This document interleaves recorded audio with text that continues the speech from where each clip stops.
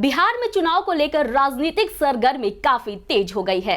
सभी प्रत्याशी लगातार अपने अपने क्षेत्र का दौरा कर रहे हैं, साथ ही जनता के बीच जाकर जनता से जुड़ने की भी कोशिश कर रहे हैं। नमस्कार, मैं हूं आपके साथ प्रीति और आप देख रहे हैं बिहार न्यूज। और आज के इस कार्यक्रम में इस वक्त हमारे साथ मौजूद हैं लोजपा के प्रदेश महासचिव सत्येंद्र सिंह। तो चलिए उनसे जुड़ते हैं और चुनावी मुद्दों पर चर्चा करते हैं। सत्येंद्र जी, सबसे पहले तो आपका बिहार न्यूज में स्वागत है। कोई भी प्रत्याशी जब जनता के बीच जाता है तो वहां की जो जनता होती है वो ये चाहती है कि उनका जो प्रत्याशी है वो कम से कम वहां की समस्याओं के बारे में जाने। तो सबसे पहले मैं आपसे यही जानना चाहूंगी, चूंकि आप फतुहा विधानसभा क्षेत्र से आते हैं, तो फतुहा में इस वक्त की सबसे बड़ी कौन कौन सी समस्याएं हैं? सबसे पहले मैडम तो आपको और आपके बिहार न्यूज को बहुत बहुत धन्यवाद कि आपने फतुहा की समस्या को लेकर के हमसे रूबरू हो रहे हैं।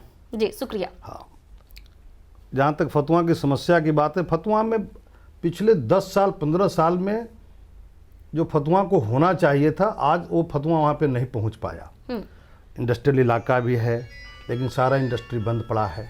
क्यों बंद पड़ा है ये भी बहुत सोचने की बात है कि वहाँ इंडस्ट्री लगा, स्कूटर फैक्ट्री है, कांटी फैक्ट्री था, ट्रैक्टर फैक्ट्री था, सारा का सारा बंद पड़ा है। अनएम्प्लॉयमेंट की समस्या वहाँ पर भी है। तो इसके पीछे मूल उद्देश्य, एक तो वहाँ पे लॉ एंड ऑर्डर की समस्या रहा। फतुहा में हर समय रंगदारी की समस्या होती है, दिन में लोगों से रंगदारी मांगा जाता है, गोली मार दिया जाता है। तो जब तक लॉ एंड ऑर्डर स्थिति नहीं ठीक रहेगी तो वहाँ पे कोई आदमी कोई काम नहीं कर सकता है, कोई बिजनेस डेवलप नहीं हो सकता है कहीं भी, और ख़ास करके फतुहा में तो और ज़्यादा है। दूसरी सबसे बड़ी समस्या है, वहाँ पटना से 15 किलोमीटर 18 किलोमीटर परे छोटा सा टाउन है। आज तक वहाँ पे कोई एक बच्चे लोग को खेलने के लिए कोई प्लेग्राउंड भी नहीं है। दूसरी बड़ी समस्या है, कोई लड़कियों को पढ़ने के लिए स्कूल कॉलेज भी नहीं है कि वहाँ से लड़कियाँ आकर के पटना आती है। आने जाने में कितनी समस्या लोगों को है ये आपको भी मालूम है और मैं तो जानता हूँ। दूसरी बड़ी समस्या वहाँ पे है, आप फतुहा अगर गई होगी तो मालूम होगा, जाम की समस्या। सबसे बड़ी समस्या वहाँ का जाम की समस्या है। वहाँ आज तक एक ऑटो स्टैंड भी नहीं बन पाया है कि यहाँ पे कैसे, कहाँ पे लोग ऑटो पकड़ करके पटना जाएंगे, कहीं भी खुसरूपुर जाएंगे या कहीं भी हिलसा जाना हो, कैसे जाएंगे वहाँ से। एक टेम्पो स्टैंड भी नहीं है, सारे गाड़ियाँ रोड पे लगी रहती हैं, लोग त्राहिमाम। कल ही मैं गया था, 2 घंटा मैं जाम में वहाँ खड़ा रहा। मैं क्या कर सकता हूँ, हमारे पास तो कोई दूसरा रास्ता भी नहीं था। तो ये सब वहाँ की मूलभूत समस्या है जिसको कि हमको लेकर करके आना है और इसको मैं काम करूँगा, मैं इसका निदान करूँगा कि हमको वहाँ के जाम की समस्या है तो हमें कैसे उसको निदान करना है। क्योंकि मैं बेसिकली इंजीनियर भी हूँ, तो हमें मालूम है कि कैसे हमको वहाँ पे फ्लाईओवर बना करके कैसे निकालना है, क्या खर्च आएगा, कहाँ से बनेगा, कहाँ से फंड आएगा, ये सारी चीज़ें मुझे मालूम है। तो उस पर हम वहाँ पे काम करेंगे। हम वहाँ पे अभी सोनारू के पास में हमें लगता है कि 7 एकड़ ज़मीन पड़ा हुआ है, खाली बंजर पड़ा हुआ है। लोग कोई इसमें गाय चला रहा है, भैंस चला रहा है। अरे उसको हम डेवलप कर देंगे कि मेरा वो ग्राउंड बन जाएगा, बच्चे लोग का स्कूल बन सकता है, कुछ भी संभव है वहाँ पे। लेकिन कोई बनाने के लिए जाए तब तो हमारी इच्छा शक्ति है कि मैं फतुहा में जा कर के मैं कुछ काम करूँ कि हमें भी लोग आगे याद रखेंगे कि यहाँ कोई व्यक्ति हमारे पास आया था। इस तरह से मेरा वहाँ का प्लानिंग है जी, मुझे काम करने का।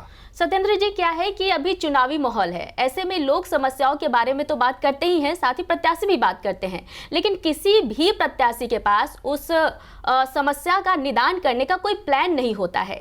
तो क्या आपके पास ऐसा कोई प्लान है जिससे कि जाम की समस्या जो है उससे निजात मिल सके, वहाँ के लोगों को वहाँ पर रोजगार मुहैया कराई जा सके? बिल्कुल बिल्कुल। देखिए, जाम की समस्या का निजात पाने के लिए सबसे बड़ी ज़रूरत वहाँ का टेम्पो स्टैंड है कि एक टेम्पो स्टैंड को निर्माण वहाँ पे करा दिया जाए। जगह है, जगह ऐसी बात नहीं कि वहाँ पे जगह, काफ़ी जगह है, वहाँ पे निर्माण होगा। एक फ्लाईओवर अगर हम बना देते हैं तो इंडस्ट्रियल इलाका से जो गैस बॉटलिंग प्लांट है वहाँ से भी काफ़ी ट्रकें वगैरह गैसेज का निकलता है, बड़ी बड़ी गाड़ियाँ निकलती है। सकरी रोड है, तो अगर हम फ्लाईओवर बना देते हैं तो गाड़ी ऊपर से आएगा, अपना निकल करके बाईपास में पकड़ करके निकल जाएगा। तो एक हमारे पास सोच है, मैं जानता हूँ बिहार सरकार के पास बहुत सारा बजट है, खर्च करने के लिए, उससे काम हो जाएगा। कोई अपने पॉकेट से, सतेंद्र सिंह को अपने पॉकेट से नहीं करना है, सिर्फ एक उसको एक दिशा के में लेकर करके हमको उसको काम को करा देना है। आखिर पटना में काम हो रहा है ना, फ्लाईओवर का काम पटना में हो रहा है ना, तो क्या फतुहा में क्यों नहीं होगा? क्योंकि वहाँ के जो भी विधायक हैं, पूर्व विधायक रहे हैं, वो लोग कोई इंटरेस्ट नहीं लेते हैं, सिर्फ जाति के नाम पे वोट लेना, काम जनता का काम से कोई लेना देना लोगों को नहीं है। एक भी लड़कियों का कोई कॉलेज नहीं है। बताइए, आज 50 साल आज़ादी का, 70 साल हो गया ना, 70 साल हो गया, कोई एक कॉलेज, जबकि दुनिया का जगह है वहाँ पे, है वहाँ पे पड़ा हुआ जगह। आप चलिए हमारे साथ, मैं दिखलाता हूँ। यहाँ पर चलिए, महौली एक जगह है, वहाँ पर 14 एकड़ ज़मीन गर्मजरुआ पड़ा हुआ है। तो ये हमारी भी जिम्मेदारी बनती है। जैसे हमें दलित को ही ज़मीन देने की 3 डिसमिल की बात है, तो हमें बीडीओ पे, सीओ पे हमको प्रेशर बनाना होगा कि जहाँ जहाँ जो ज़मीन है वो दलितों को आवंटित किया जाए। क्यों नहीं करेंगे आप, जब ज़मीन आपके पास उपलब्ध है। लेकिन अगर हम उसको चारागाह बना करके छोड़ देंगे किसी के लिए कि जाओ भाई उसमें भैंस चराओ, गाय चराओ, तो दिक्कत है। जी, जनता के बीच अभी सबसे ज़्यादा इस बात को लेकर संशय बना हुआ रहता है कि आखिर हम वोट किसको दें, क्योंकि प्रत्याशी तो अभी हर प्रत्याशी जनता के बीच जा रहे हैं। तो मैं आपसे ये जानना चाहूंगी कि आखिर फतुहा के लोग आपको ही वोट क्यों करें, अगर आपको पार्टी से टिकट मिल जाती है और आप चुनाव लड़ते हैं तो? जी जी बिल्कुल प्रीति जी, ऐसा है कि जब मैं चुनाव हारा तो लोग जनरली, यहाँ का टेंडेंसी है नेताओं का कि चुनाव हारने के बाद लोग अपने घर में बैठ जाते हैं। लेकिन मैं चुनाव हारा, ठीक उसके 8वें दिन से मैं फिर क्षेत्र की समस्या के लिए मैं जाते रहा। एक दिन भी मैं अपने घर में नहीं बैठा। मैं भी काम करने वाला व्यक्ति हूँ, मैं कोई बेरोजगार आदमी नहीं हूँ, लेकिन मैं अपना काम को छोड़ कर करके मैं फतुहा का मैं काम देखा। आज उसी का परिणाम है कि मैं 16 घाट, पुनपुन किनारे जो भी गांव पड़ा है, मैं 16 घाट में बनवाया हूँ। चाहे फंड कहाँ से आया, तो फिर आप पूछेंगे कि फंड कहाँ से आया, तो मैंने फंड को, कोई एमएलसी हैं, कोई एमपी थे, मैं उनसे मैनेज करवा कर करके अपने लड़के लोग से मैं उस काम को करवाया हूँ। आप देखिए सारे जगह पे जितना भी घाट बना हुआ है उसमें देखिए मेरा भी साथ में उस जो शिलापट रहता है उस पर मेरा नाम भी अंकित है जी। तो इस तरह से जहाँ गली की समस्या हो, नली की समस्या हो, कहीं ट्रांसफार्मर जल गया हो, तो लोग, एक तो कोई जो विधायक है उससे कोई बात भी नहीं कर सकता है। अभी सोहरा हम गए थे, सोहरा में वहाँ ट्रांसफार्मर भी नहीं था, वहाँ मैं लगवाया। वहाँ पे घाट नहीं था, घाट बनवाया। तो इस तरह का हम पिछले 5 साल से मैं लगातार क्षेत्र में हूँ। अब तो वोट जनता की मर्जी है, देगा किसको देगा मैं तो नहीं जानता हूँ, लेकिन मैं जनता के बीच में पिछले 5 साल से मैं लगातार रहा हूँ जी। इस बार का आपका चुनावी मुद्दा क्या है? सिर्फ मेरा एक ही मुद्दा है, फतुहा का विकास करना। फतुहा का विकास कैसे हो वही मेरा मुद्दा है, दूसरा कोई मुद्दा नहीं जी। हमारे रिपोर्टर है जिन्होंने फतुहा विधानसभा क्षेत्र का दौरा भी किया है, उस पर रिपोर्टिंग भी करी है उन्होंने।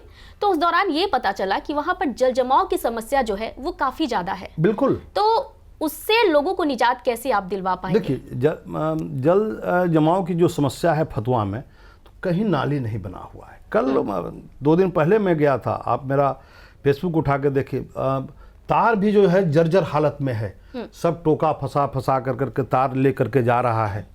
तो कल ही हमारी स्कूटी में से बात हुई कि भाई आपने क्या रखा है, किसकी जान चली जाएगी, ये कोई नहीं जानता है। तो नाली नहीं बना हुआ है, तो नाली नहीं बनेगा तो पानी तो लगेगा ही, वाटर लॉगिंग तो होगा ही। लोग थोड़ा, पब्लिक को भी उसमें कोऑपरेट करना चाहिए। यहाँ भाई नाली अगर जो है उसको हम ठीक ठाक रखें, उसमें कूड़ा करकट नहीं डालें, पब्लिक भी उसमें डाल देती है जी। तो सबको कंसस होना है, हम जैसे कंसस होंगे पब्लिक को भी कंसस होना जरूरी है, तभी कहीं किसी भी क्षेत्र का विकास होगा। चाहे जल जमाव की समस्या है, सड़क की समस्या हो, गली की समस्या हो, नली की समस्या हो, ये सब का तभी निदान होगा जी। चिराग पासवान बिहारी फर्स्ट यात्रा पर कई दिनों से बिहार दौरे पर थे, लेकिन लगातार ऐसा देखा जा रहा है कि बिहार कहीं ना कहीं हर मामले में पिछड़ता ही जा रहा है। तो क्या इसको लेकर लोजपा के पास कोई प्लान है कि हर बिहारी और बिहार को नंबर 1 पर लाया जा सके? हाँ, बिहारी फर्स्ट जो हमारे आदरणीय अध्यक्ष महोदय का जो ये स्लोगन है, ये बहुत अच्छा स्लोगन है। हमको बिहार को कैसे आगे लाना है। अब जैसे थोड़ी सी आप देखिए, यहाँ से लोग कोटा चले जाते हैं बच्चे लोग को पढ़ाने के लिए। वहाँ का जो कोटा का जो इंस्टीट्यूट का जो मालिक है वो बिहार का, स्टूडेंट बिहार का। तो हमारे अध्यक्ष महोदय का सोच था कि वो जो इंस्टीट्यूट है हम पटने में क्यों नहीं, मुजफ्फरपुर में क्यों नहीं, फतुहा में क्यों नहीं हम बना दें कि हमारा यहाँ का स्टूडेंट यहीं पर पढ़े, यहाँ का जो पैसा जो आ रहा है वो यहीं पर लगेगा, तब तो हमारा यहाँ रोजगार भी बढ़ेगा, हमारा यहाँ का जो पर कैपिटा इनकम है वो भी बढ़ेगा। ये उनका सोच है। हम इलाज के लिए जाना पड़ता है, हर एक बात में हमको एम्स में जाना पड़ता है। 100 हम लोग को क्योंकि अब एम्स में तो पूरे बिहार के लोग जाते हैं, कितनी मुसीबत से उनको वहाँ पे ट्रीटमेंट कराने में कितनी समस्या होती है वो हम लोग जानते हैं। 10 बार किसी तरह रिक्वेस्ट कर करके नंबर लगवाना पड़ता है, ये कराना पड़ता है। तो उनका कहना है कि अगर बिहार में अगर अच्छा हॉस्पिटल हो जाए, जैसे एम्स बना है और 2-4 एम्स बन जाए हर एक इलाके में, हर एक 10 डिस्ट्रिक्ट पर बन जाए, तो उससे बिहार को एक बीमारी से निजात मिलेगा। ये उनका सोच है। इसीलिए बिहार फर्स्ट, बिहारी जो इंडस्ट्री की बात करते हैं कि हमको भाई अच्छा इंडस्ट्री लगाएं और उसको प्रोटेक्ट करें, उसको हम प्रोटेक्शन दें, उससे कोई रंगदारी ना मांगे। तो ये उनकी सोच है। जी, कोरोना काल में किस तरह से लोगों को परेशानियों का सामना करना पड़ा ये हम सभी ने देखा। किस तरह से जो हमारे बिहारी लोग थे, बाहर में रहते थे, जब वो अपने घर आए तो उन्हें प्रवासी कहा जाने लगा। उसके बाद उन्हें रोजगार की समस्या हुई और कोरोना काल अभी तक खत्म नहीं हुआ है, कोरोना वायरस गया नहीं है और वो फिर से, अभी वो पहले अपने प्रॉब्लम से उबरे भी नहीं थे कि फिर से वो जहां पर काम करते थे वो वहां जाने लगे। तो इसके लिए क्या करना होगा, रोजगार को बिहार में ही सृजित किया जा सके ताकि बिहार के लोगों को बिहार से बाहर ना जाना पड़े। देखिए मैडम, कोरोना काल में भी मैं पूरे बिहार का बात मैं नहीं करूंगा, लेकिन खासकर मैं फतुहा का मैं बात करूंगा। कोरोना काल जब से हम लोग के बीच कोरोना आया है, हमने देखिए मेरा एक ऐप चल रहा था कि जो भी फतुहा विधानसभा के लोग फतुहा से बाहर में हैं, उनको मैं बोला कि आप मेरा अपना अकाउंट नंबर आप मुझे दें, मैं आपको जहां आप हैं वहीं पर आपको मैं पैसा भेजता हूं। और मैंने, हमारे पास रिकॉर्ड है, आप कहेंगे मैं रिकॉर्ड दे दूंगा कि हमने 170 आदमी को जो फतुहा विधानसभा से, मैं उसका बाकायदे वेरिफिकेशन किया, उसका मैं लोकेशन लेता था कि कहाँ पे वो आदमी है, सही में वो बाहर में है कि नहीं, सही में वो चेन्नई में है कि नहीं, सही में वो बॉम्बे में है कि नहीं, कि बगल में कहीं बैठा है और वहाँ से हमसे कह रहा कि पैसा दे दो। मैंने उसको वहाँ पैसा मुहैया कराया। दूसरी बात कि हम लोगों ने 6000 पैकेट हम लोग ने फतुहा के गरीबों के बीच जो भी प्रवासी आए, हम लोग बजाबते उसका लिस्ट बनाते थे कि कौन विकलांग है, कौन विडो है, कौन नीडी है, क्योंकि यहाँ जब होता है तो सब कुछ लोग लेने के लिए तैयार होते हैं। नहीं, लोग, हमने उसको बाइफरकेट किया कि नहीं, हम कहाँ तक सक्षम हैं लोग को देने में। तो हमने हर एक पंचायत वाइज, हर एक फतुहा में जो वार्ड, हर एक वार्ड वाइज हमने एक लिस्ट बनाया और अपने कार्यकर्ता के द्वारा उसको हमने डिस्ट्रीब्यूट कराया सबको, चाहे वो फेस मास्क हो, सैनिटाइज़र हो, चावल हो, दाल हो, अनाज हो, उसको हमने इस तरह से कोरोना काल में मैंने दिया हो। जी। जहाँ तक एम्प्लॉयमेंट की बात है तो सरकार भी उसके लिए तत्पर है। देखिए, हम लोग की कंस्ट्रक्शन कंपनियाँ चलती है, हम लोग से बार बार मांगा गया कि आपके यहाँ जितना भी जो मजदूर जो काम कर रहा है उसको, जो वहाँ से प्रवासी आए हैं उनको आप अपने के यहाँ इंगेज कराइए। तो हम लोगों ने जहाँ जहाँ हम लोग की कंपनियां काम कर रही थी वहाँ लोगों ने सरकार के दबाव पर हम लोगों ने उसको काम मुहैया कराया है। जी। हम लोगों ने उसको काम मुहैया कराया है। अभी देखिए, हमारे यहाँ खाना बनाने वाले 2-2, 3-3 लोग हैं जो बाहर में रहते थे। उनको हुआ कि नहीं भाई, हम जब खाना हमको बॉम्बे में बनाना तो खाना अब मैं आपके यहाँ बनाऊंगा, मैं अपने के यहाँ रखा हूँ उसको। जी। मैं सैकड़ों लोगों को रोजगार मैं अपने कंपनी में ही दिया हूँ, उसको मैं तनख्वाह देता हूँ, सब कुछ देता हूँ। मैं अपने कोरोना काल में भी मैंने किसी अपने स्टाफ को मैं बाहर नहीं भेजा, सबको मैं रखा। भला ही काम बंद था लेकिन मैंने सबको सैलरी दिया। जी, ये काफ़ी अच्छी बात है कि कोरोना काल में आप लोगों के साथ बने रहें, क्योंकि एक अच्छा प्रत्याशी और एक अच्छा विधायक भी वही इंसान बन सकता है जो सुख दुख में लोगों के साथ खड़ा रहे। सत्येंद्र जी, अगर आपको पार्टी से टिकट मिल जाती है और आप चुनाव जीत जाते हैं तो आपकी प्राथमिकता क्या होगी फतुहा विधानसभा क्षेत्र में? देखिए, पहली प्राथमिकता तो लॉ एंड ऑर्डर को वहाँ ठीक करना मैडम, सबसे आप 4 लेन पर चलती हैं तो आप रोज़ दिन की घटना आती है कि लूट हो जाता है, लोग मोटरसाइकिल छीन लिया, गाड़ी छीन लिया, ये हो गया। सबसे पहले लॉ एंड ऑर्डर, जब तक शांति नहीं बनेगी तब तक कहीं भी कोई आदमी इन्वेस्टमेंट नहीं करेगा। आज ही फ़ोन आया है हमें पंजाब से कि हमको आप जो फतवा इंडस्ट्रियल इलाका है उसमें किराए पे भी ज़मीन दे दीजिए, तो मैं ये वाटर सप्लाई का जो भी टंकी बन रहा है, मैं टंकी बनाने का मैं वहाँ फैक्ट्री लगा दूंगा। तो मैं बोला हूँ कि भाई जिनका भी ज़मीन है आप हमें किराए पर दे दीजिए, 5,000 स्क्वायर फीट का डिमांड है, वहाँ पे 150 लोग काम करेगा। इस तरह से हम उसको प्रोटेक्ट करेंगे कि हाँ तुमसे कोई रंगदारी नहीं मांगेगा। तो सबसे पहले लॉ एंड ऑर्डर को हमको वहाँ का ठीक करना है। लोग दारू बेचते हैं, मैं नहीं बिकने दूंगा। इसको लोगों ने एक धंधा बना लिया है।